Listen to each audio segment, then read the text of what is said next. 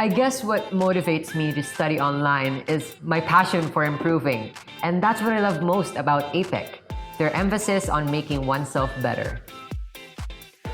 I am Isaac Joseph Dantes, a grade 10 student from APEC Schools, North Fairview. I am also a worship leader, musician, and creative at our church, Novaliches Christian Fellowship.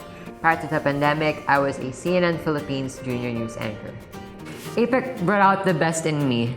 Collaboration, professionalism, and dreaming big were the things I learned early on that brought me up to where I am now. Their approach to education is different. Some traditional schools, they tend to stifle the creativity of their students, but with APEC, it's otherwise. I must admit that transition to online learning was tough at first. Who wouldn't? You see, APEC was doing it long before the other schools because the ECQ started within their previous school year. When finally we got the hang of it, it was easy. I like it that APEC gives me a weekly summary of my son's performance, and this means minimal supervision from my end. My child continues to be learning creatively in this critical time. Well, when APEC shifted to online learning, adjusting to it was tough.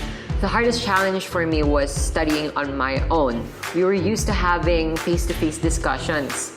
But since APEC pushed us to practice our critical thinking skills, I am now more equipped to learn independently. I guess what motivates me to study online is my passion for improving. And that's what I love most about APEC, their emphasis on making oneself better. It's always practiced in our synchronous sessions. Whenever we talk to each other, we make it a point to build each other's confidence. And of course, with all the activities I love to do, such as worship leading and academics, I make sure to manage my time well. I like it that APEC's approach is collaborative and creative. In this pandemic, my son's growth continues, and that's a big assurance to me.